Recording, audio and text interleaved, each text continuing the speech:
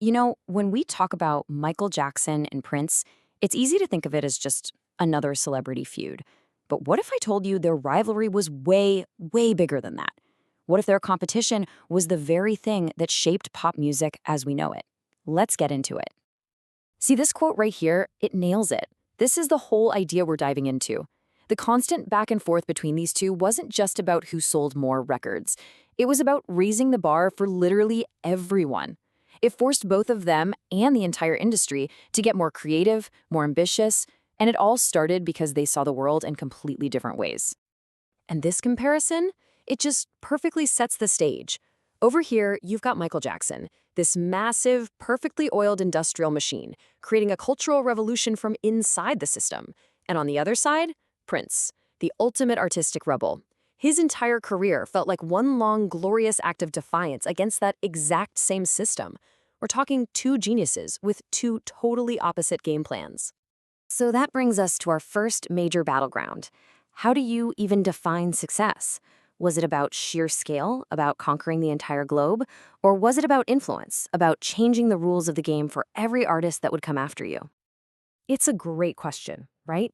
And when it came to answering it, Michael Jackson came to the table with a number so huge, it's still kind of hard to wrap your head around. 66 million. Seriously, just let that sink in for a minute. 66 million copies. Thriller wasn't just an album, it was a global economic event. The music industry was in a slump at the time, and this one album single-handedly brought CBS Records back from the brink. He achieved a level of fame that no one had ever seen before. It was the ultimate proof that his industrial machine worked. So, what do you do when your biggest rival drops the best-selling album of all time? Well, if you're Prince, you don't try to copy him. Not at all. Instead, Jackson's massive success basically forced Prince to double down on being Prince. He got even bolder, even more unique, even more uncompromising.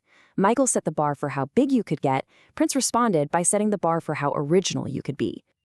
And that wildly different approach leads us right into our second challenge, the fight for artistic control.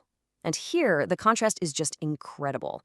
You've got the perfectly assembled dream team going up against the solitary lone genius.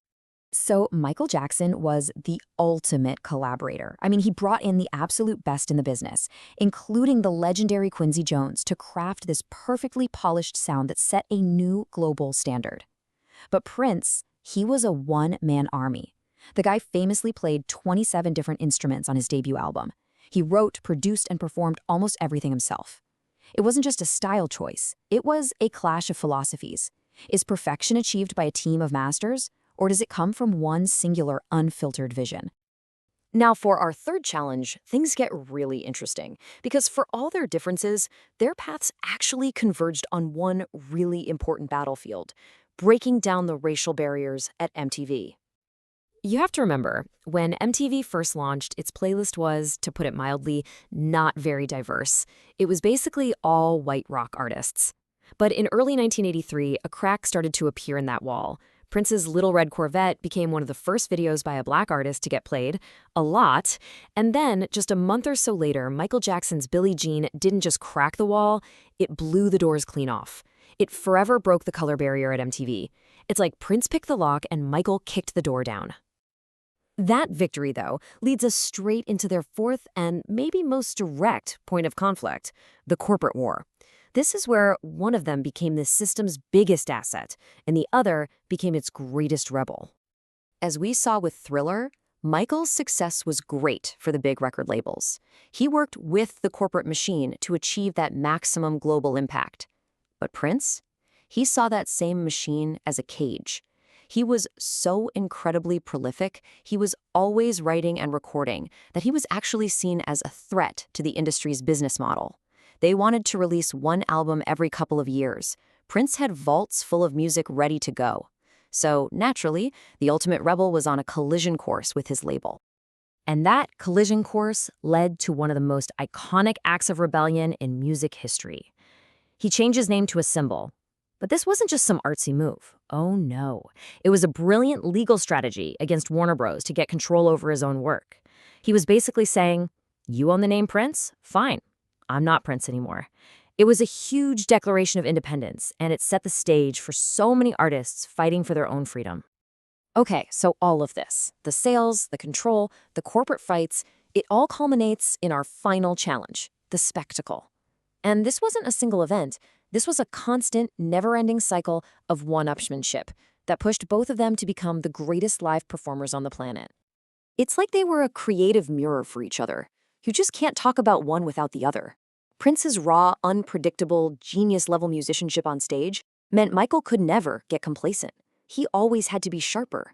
And at the same time, Michael's mind-boggling global fame pushed Prince to be even more innovative, even more daring.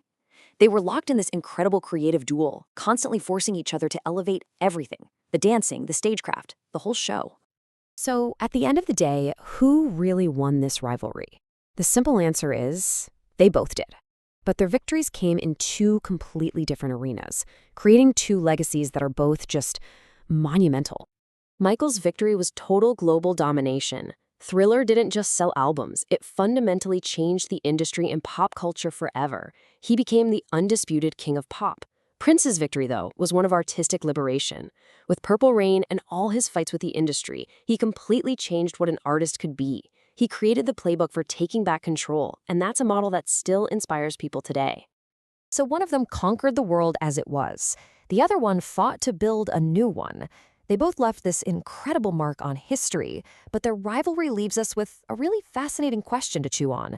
Is it more revolutionary to change the world from the inside out or to challenge its very foundations?